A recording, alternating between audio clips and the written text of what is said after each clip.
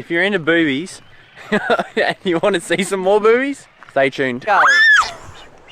We're an Australian family that set off on an adventure of a lifetime. We hope these little videos make you smile and inspire you to chase your dreams. Subscribe to join us and our travels as we share our life on the sea. We're anchored on the east side of Isla Isabel. Alright, so we came in earlier, we tried to come in earlier, and there was not enough water. But now, we waited. Tide's come in a bit, so we're going to see if there's enough water now. It is a rocky shoreline, so we've got a set coming. It's not easy to beach your dinghy. You got to wait for high tide. Nailed it. Nailed it. Go, there's one in front.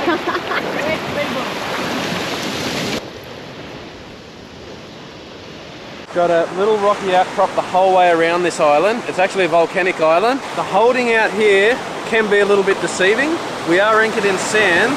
These areas, these volcanic little spots, really a calm weather anchorage. So you got to really watch your boat here. They do say this actual island has pretty much taken the most anchors in the Sea of Cortez due to its ruggedness underwater where people get their anchors actually stuck. But behind us too, you can see over here there's lots of local fishermen. There's nets and long lines everywhere. It is a nature reserve, or it is a World Heritage Protection Zone now. That was in 2003, I think. In the 80s it was actually a reserve, but then they upped it. The fishermen still have a camp on the island here. They're still actively fishing it. Local fishermen are still allowed to come here under strict regulations.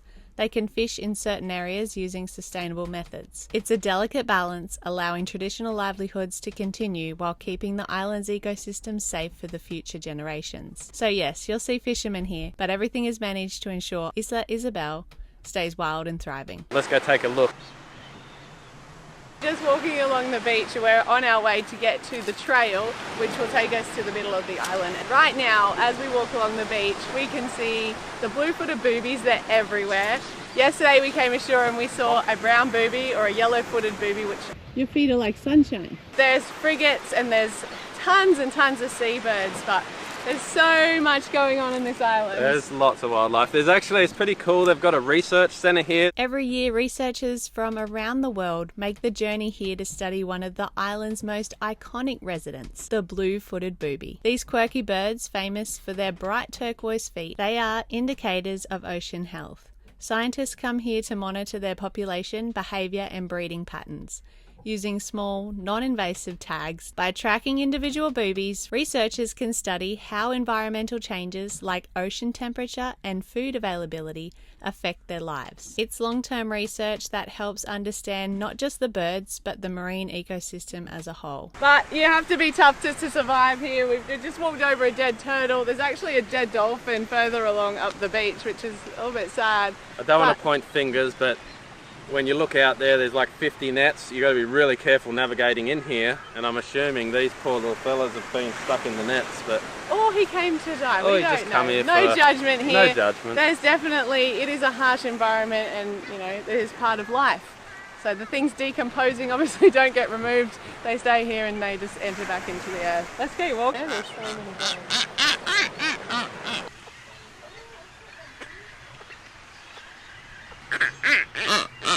The boobies are just behind me. They're all sitting on nests. I've all got young little cute little babies underneath them. We were walking along here yesterday when I was actually curious who sits on the nest. Like, are they males or are they females sitting on the nest? And we asked our friends that are in the anchorage and they said that they take turns. So it's really hard to tell who's who, but how you tell the male and the female is the female claps its beak to warn you away and the male whistles.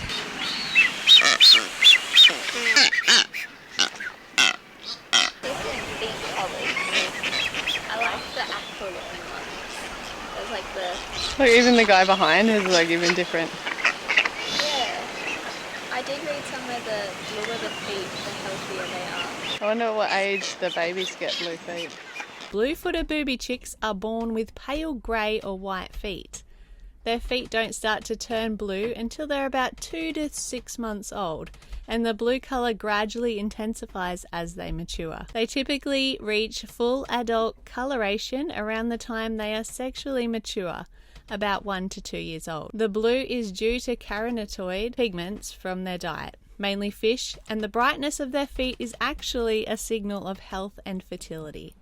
So brighter feet equals a more attractive boobie. Watch your feet, Possum.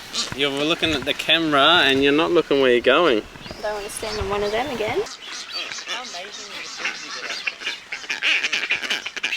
No real natural predators here for these birds, and it just shows they don't really have a fear of you. Obviously if you get too close they got young, but they're just not bothered by us being here. So we keep stopping and we keep taking photos. We've barely walked 50 metres. So we just met a guy and he's showing us how to get to the track. We probably would have gone the wrong way. I think he's one of the researchers here, but he has great English and he's talking to Lee about Australia. This path that we're on right now, I think it leads to a lake or something.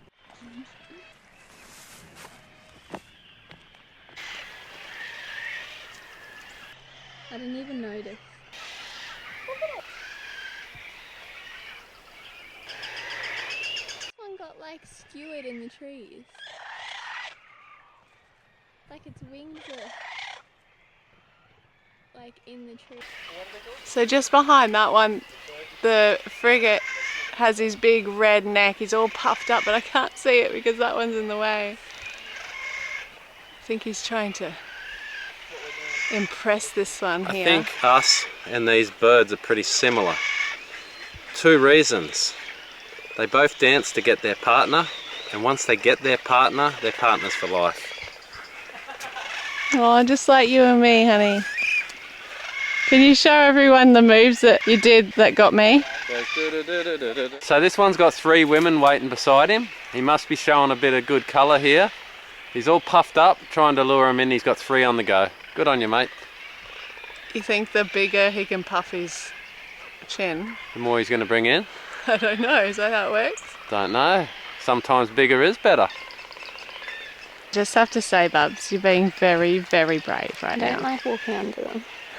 That's why you have a hat on though. Like, I actually just took it off and I feel 10 times safer with a hat on. It's honestly the feathers that just give me like the ick. But I like the blue-feeted ones. like the boobies. I like their feet. Would you hug one? No. It is very brutal. Someone lost their baby. Very sad. Have you got food on yet? No, I haven't. I have not been pooed on yet. It's actually pretty lucky because there are so many birds here. Taj came here and he was like all excited to go ashore because we told him we're going to go see some boobies. You're very funny. We're going to keep walking.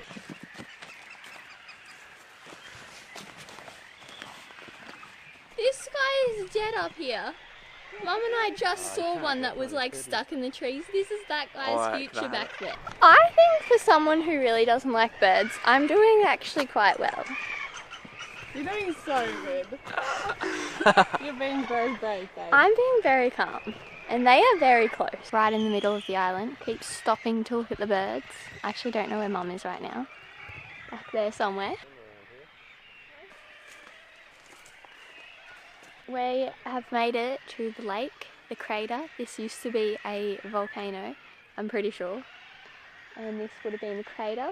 It's a bit smelly and this is where the path led. And there's another path up this way. So instead of going down to it, we're gonna go more into the island. Should we go back? We're actually heading back now because Dad was like, well, we don't want to get lost in the dark. I was like, we've still got an hour before the sun goes down, but he wants to head back just for safety reasons. I don't know.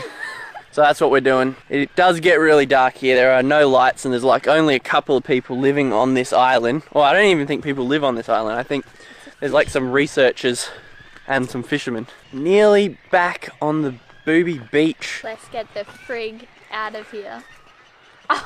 Because there's lots of frigates. Is that why? There's not many places where you can get this close in nature, and he's not even squawking at me. Not even phased.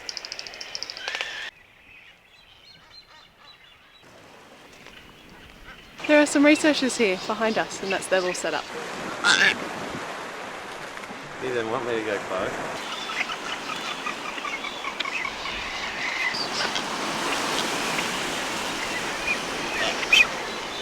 You have a really cool face.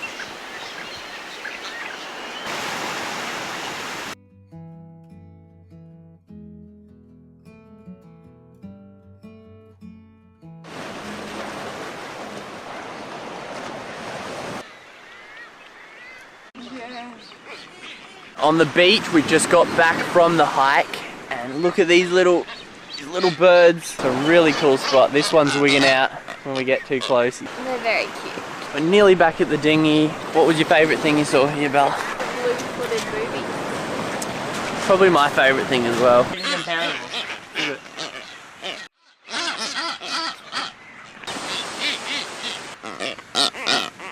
I don't think we're going to be able to revive him. Yeah, he stinks really bad.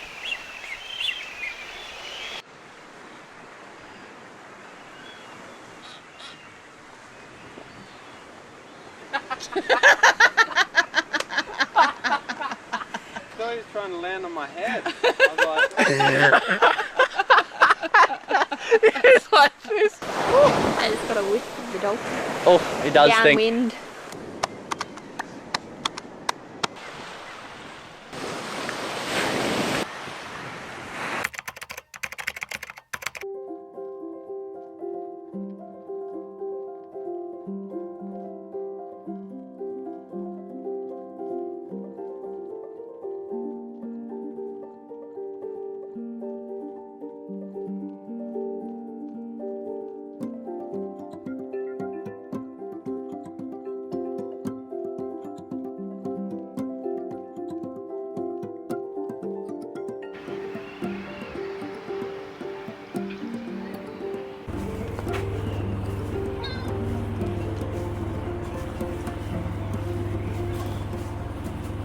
So we've explored the island a little bit, but let's go take a look what's underneath the water.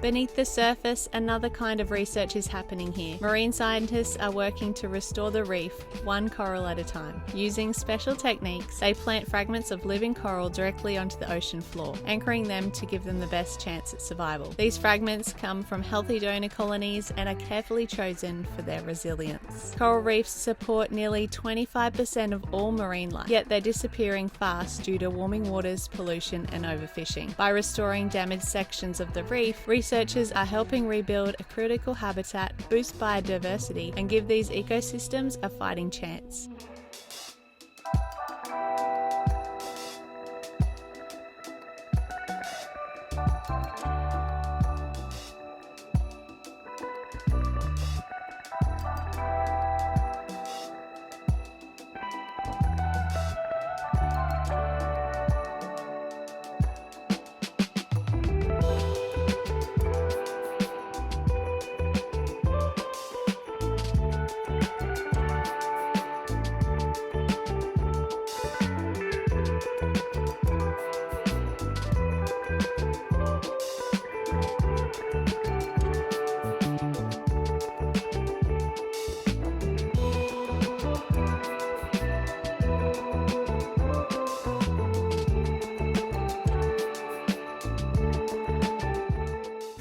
A little bit out of food. What's your snack today, honey?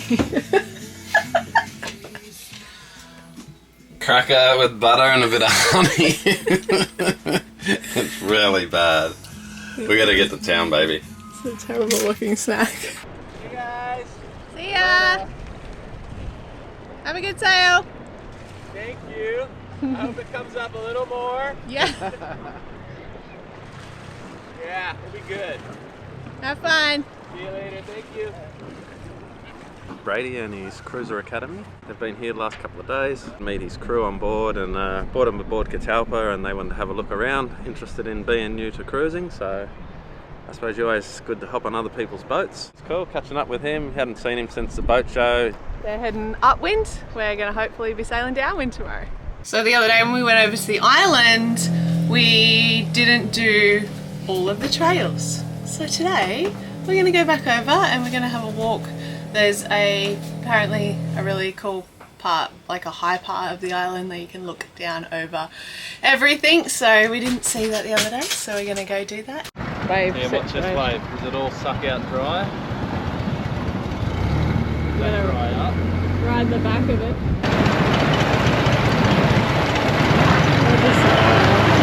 A bit suck dry. We've hit that, will puncture our tubes. That might not be worth it. Do you want to go around the other side? It's not to beach on this beach, you need to wait for the tide.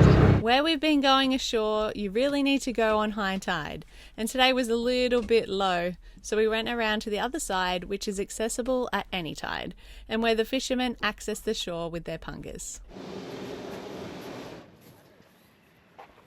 Buenas tardes. We're going to walk a different way today, see something different. This side has a little fishing village. I put my glasses on today to see a bit better, but I think that was a mistake because I do not really like birds and I'm actually kind of scared of them, and seeing them closer may not have been a good idea.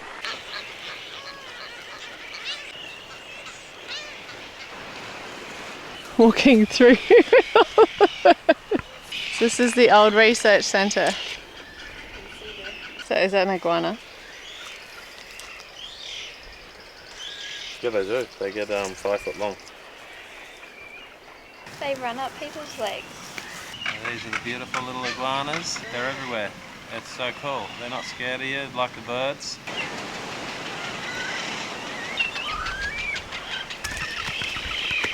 The birds everywhere. They're so cool. And look at this view. This is very pretty. So going up to the part of the trail that is a lookout. And this is where all the frigate nests are. So many frigate babies. And they're huge. The wingspan is pretty massive, huh? Frigate, let's just go there. Frigate Bella's not a fan. So we got to where the boobies are. Breathtaking view. How was that? Was it okay? We've made it to the top. It was quite a short walk, and it's quite cool. Quite cool. I did not like the walk today.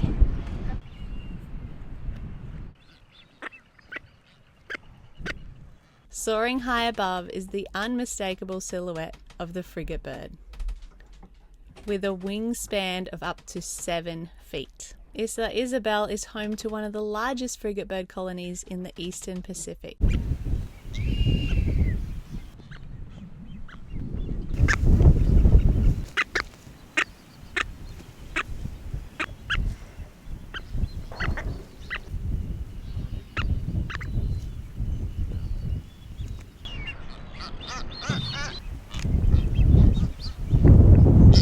All of them. Now Away.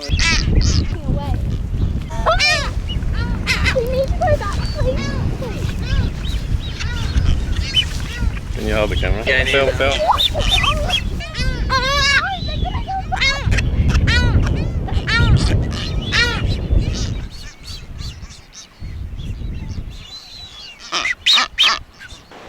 It's a milk snake. That one? Yeah. That kind of yellow kill the fella. Yeah. I know, I just want to film your face.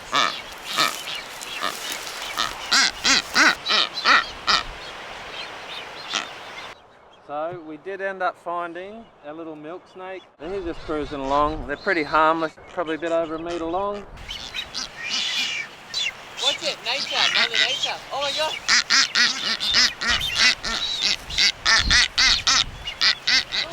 Oh my god. Getting it. Look at them all. They're literally not doing anything. Oh my god, they're small. Oh, they just grabbed the eggs. The gulls just grabbed their eggs. Oh, they just ate it. Go. Seriously, they're not coming for you. I need to go. Legs there. Another one.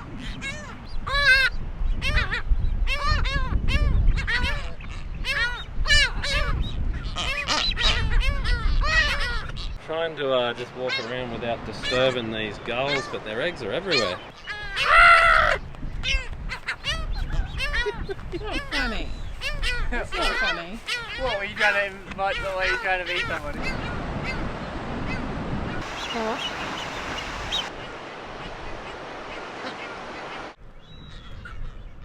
Touch doesn't have shoes on. There's actually these gnarly prickles up here.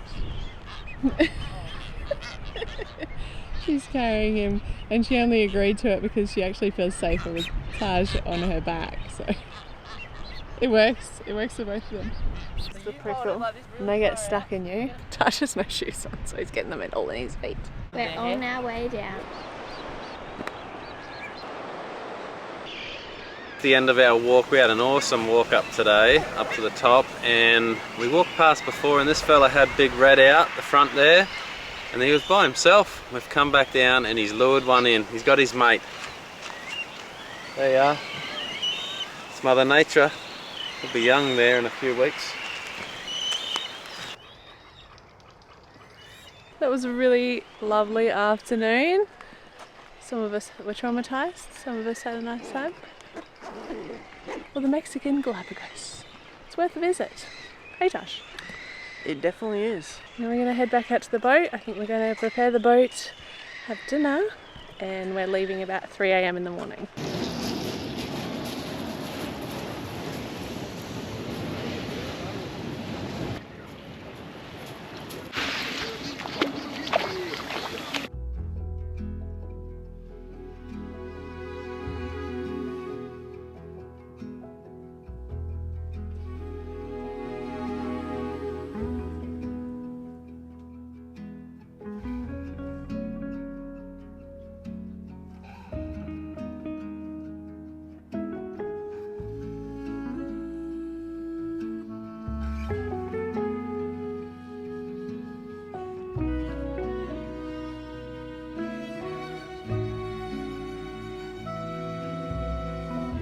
Today we are heading to Punta de Mita, about 70 nautical miles away.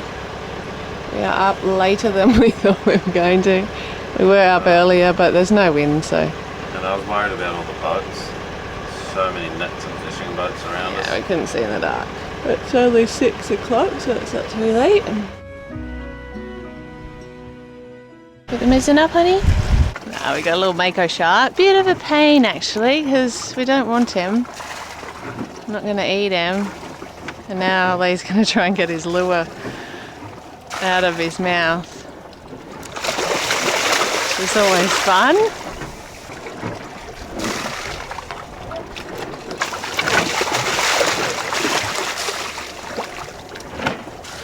So we're all happy with you, honey.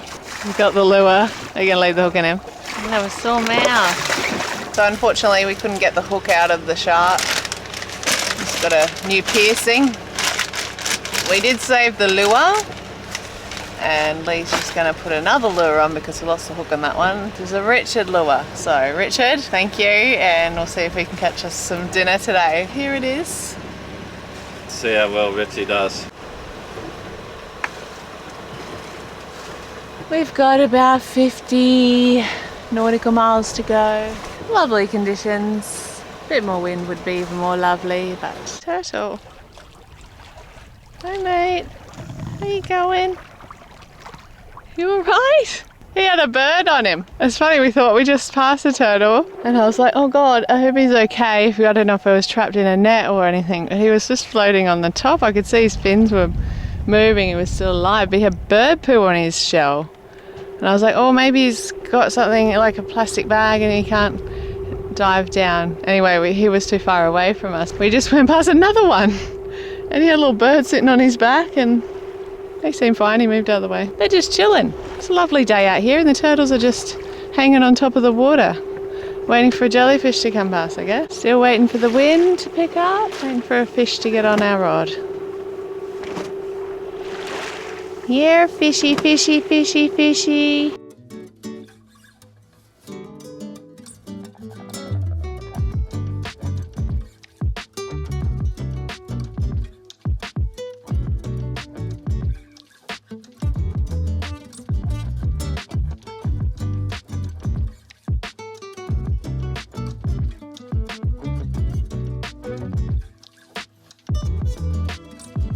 So a little bit of wind has started.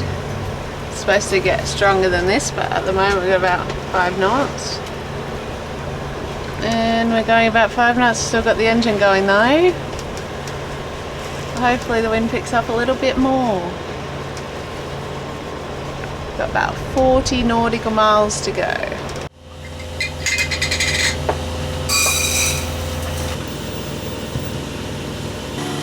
You still want it raw?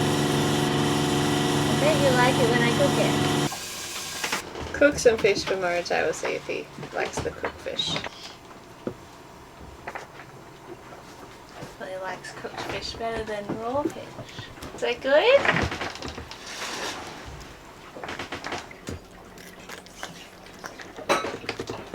You're loving that, aren't you, mate? Some leche. Get a little cool down.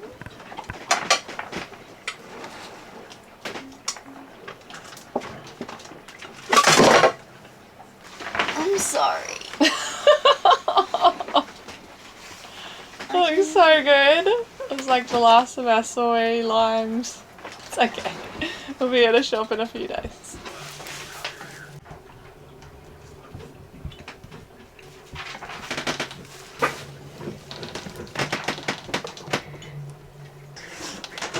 Oh, gracias. We just put the engine back on because the wind that we forecasted was non-existent. And we did want to get there before 20 hours. There's surf tomorrow.